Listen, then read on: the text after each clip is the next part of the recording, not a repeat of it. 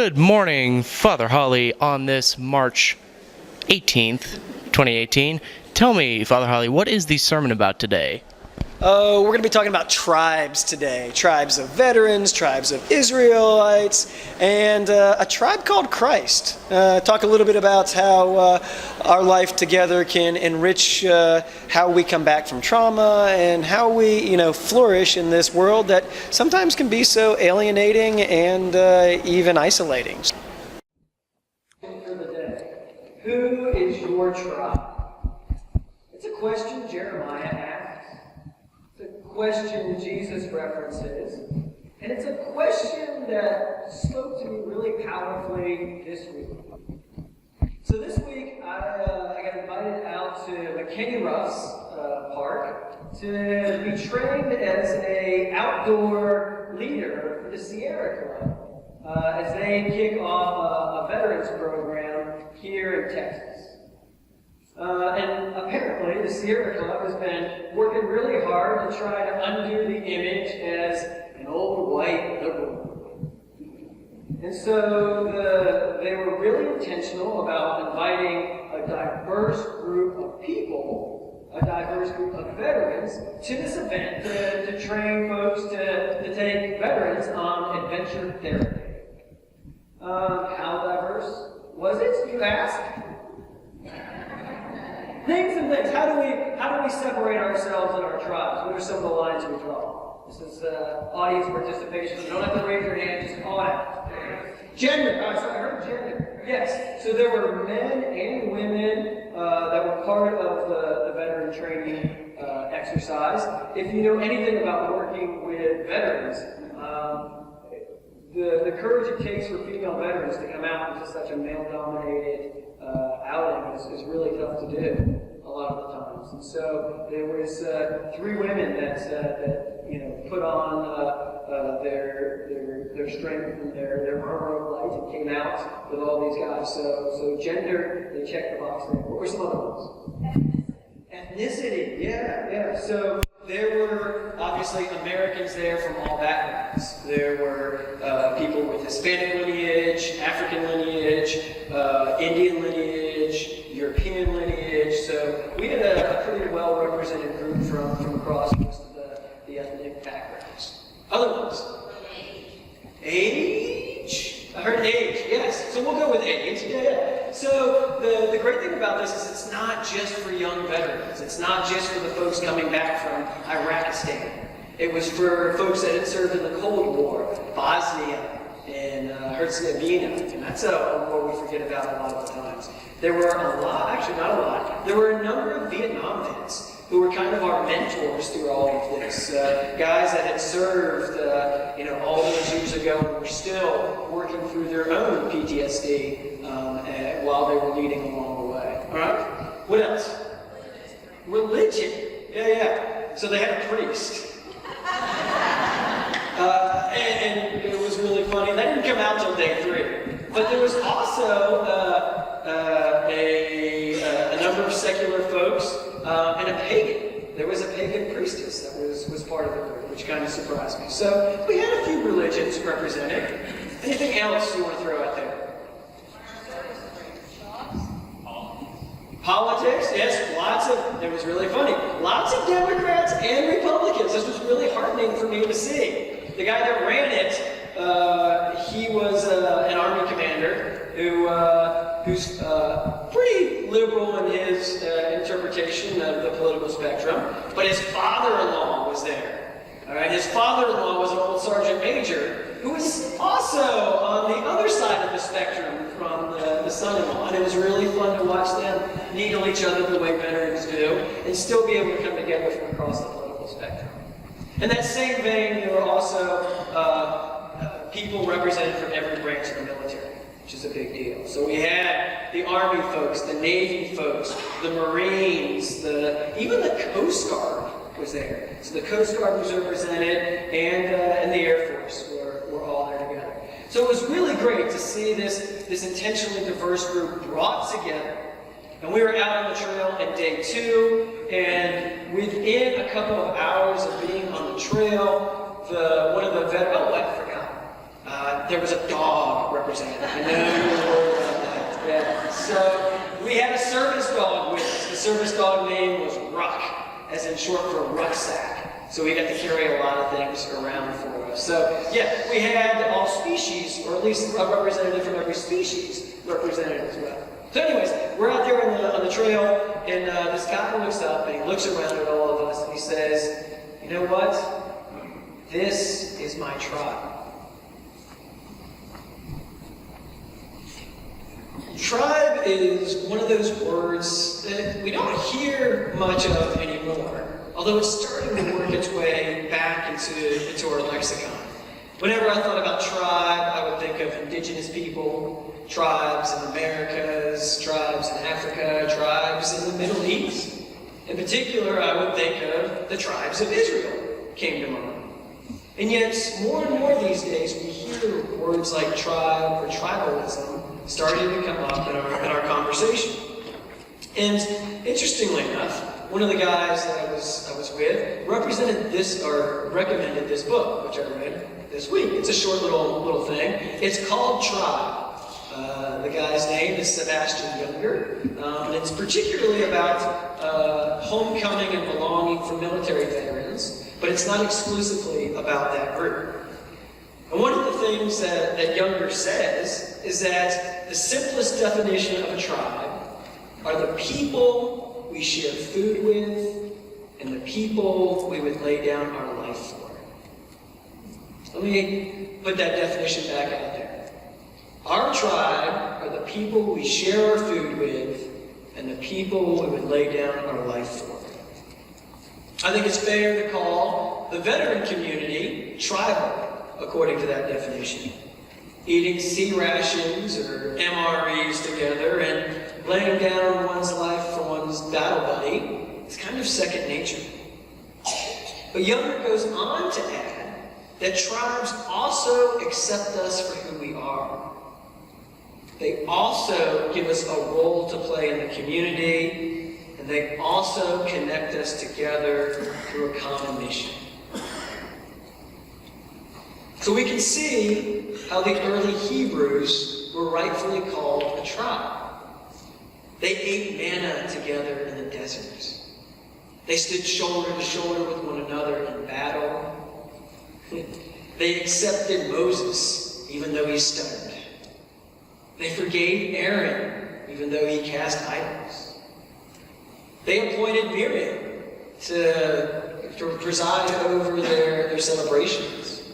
They appointed the Levites to take care of the tabernacle. And above all, they shared the common mission of serving Yahweh. And then something went wrong. The tribe gave way to tribalism. And we pick up that story in the reading from Jeremiah today. The tribe has become a victim of its own success. After it inherited the promised land, the tribe quickly splintered into different groups, who then went on to form different kingdoms. What was once a division of labor turned into a class system. What was once cooperation turned into competition. What was once a common purpose expressed as a covenant with God turned into a fractured geopolitical entity at war with itself and everyone around them. The tribe quit needing its members, and it lost touch with its mission.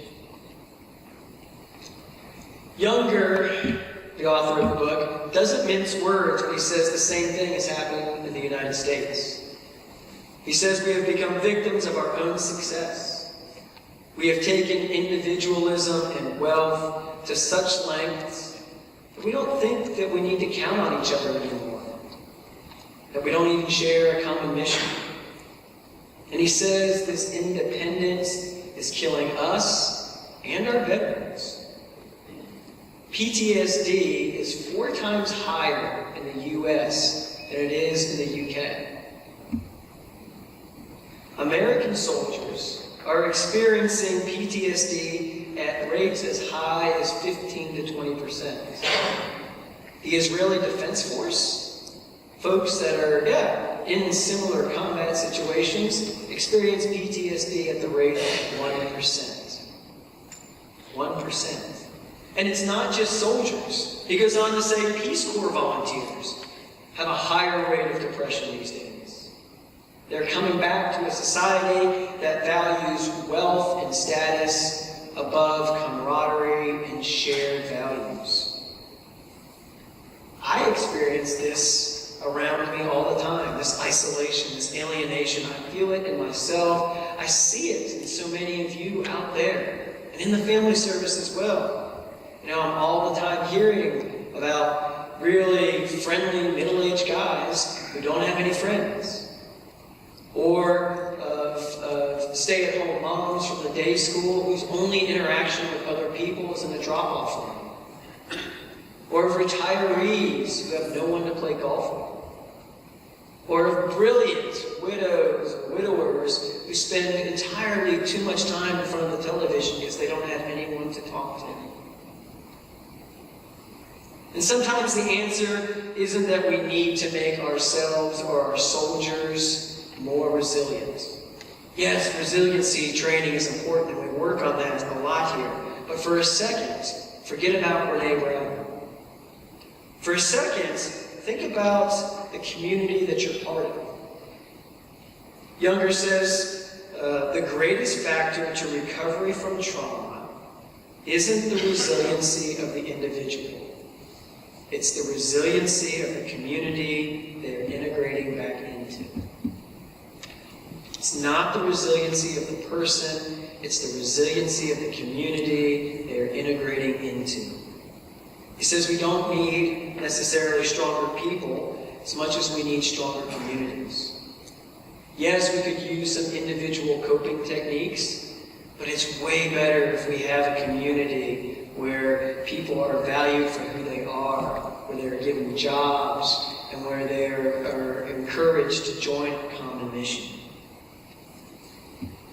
So this is where the good news shows up. The strongest tribe I know, according to those standards, is the body of Christ. Jesus is drawing all people to himself. We heard that in our gospel today. All people. We get this funny interaction about these Greeks who come to Philip and Andrew. They have no idea what's going on. Philip kind of freaks out. He's like, hey, I thought the Messiah was for the Jewish tribes. We got these Greeks coming up to us. And so he goes and he finds Andrew. He's like, what do we do? And rightfully, always a good answer, they turn to Jesus. And Jesus is like, hey, now you see how this is all coming together. I am drawing all nations, all people to myself. Jews and Greeks, Democrats, Republicans, he's calling to us all. He's giving us a common vision of a peaceable kingdom, and he's asking us to contribute our skills and our talents. All that stuff about the fruits of the Spirit and how no one part of the body is honored among others, it's not just Pauline rhetoric. That's how our tribe functions. Everybody has a role to play. You're encouraged to share your talents, your love, your passions with the people you break bread with and the people you would lay down your life for. And so we here at St. Matt's, we want to be your local outpost of this tribe of Christ. We invite you to share our food. That's why we have a Eucharist every Sunday. But it's not just in worship. It's going out to Luby's sometimes after the service. It's sticking around after this service and trying to get a sandwich from the Melted food truck. It's breaking bread with one another. And it's inviting one another into all the wonderful groups that we have here at St. Matthew's. Or starting groups here at St. Matthew's. I'm going to wander away. I go off for a while like this. So we've got lots of things going on in our shared life together. Places where you don't have to be lonely. You don't have to be isolated or alienated. If you are a friendly person, God bless you, thank you, you could be a greeter. If you are really orderly, man, the ushers could use a hand trying to keep this ragtag bunch in line. If you love attention to detail and the beauty of our liturgy, the Altar Guild is a wonderfully tight-knit group, and it's a great honor and a joy to be a part of. If you're a little more active, stick around after the service. We have the Lenten Olympics. I wore my tennis shoes, which is why I'm wandering all around. Stay and have some fun with that. If running around isn't your thing, no worries. The family services come through in the clutch, and we're having palm folding competitions and egg stuffing competitions. Or you could be an encourager. Cheer the clergy team on. Good Lord, we're going to need your help. Or maybe, you're experiencing some loneliness in parenting. We've got this wonderful thing called Forming Families that meets together and forms a tribe within a tribe to help each other through this parenting exercise. Join that group. Or maybe you love barbecue. I was kicking it around with Don Neely, the leader of our men's group. Man, we would love to start a group called Meat and Right, where we wander around and try different barbecue all throughout town. Wait for it, get it beaten right, yeah. I mean, there's just so many things going on in our community. And if I haven't named anything yet, come and find Meryl or myself or Travis. Or if church, isn't quite the fullness of what you're looking for, we're partnering up with so many people in our community. Camp Gladiator will be here today to put on that obstacle course. But they are doing a lot of wonderful things to build a healthy community here in Northwest Hills. And they've got a wonderful nonprofit for kids to give them a chance at making healthier decisions in life. I think of our Helping Our Neighbors group. This group that goes out and helps to give showers and food to the itinerant community here in Northwest Hills. You have a chance in a couple of weeks to come experience what it is like to break bread with those neighbors on March 24th. Or you could, I'm trying to think, what's the third? So we got helping our neighbors. What's that? Saturday cleanup day. Oh, so yeah. Jim Fryer. Jim Fryer threw gloves at me at the last vestry meeting. Like work gloves. He's like, hey, you want a chance to exercise your skills in the tribe? Here's a shovel. Kind of thing. So yeah, March 24th, we're having our work day. And we will break bread together. We got breakfast provided for you. We got dinner provided for you. Or dinner or lunch, depending on where you come from. Yeah, so we've got all these wonderful things going on in our community. Come and find us. We want to bring you into St. Matthew's tribe. So I ask you again, who is your tribe? Who are the people that you share your food with? Who are the people you would lay down your life for?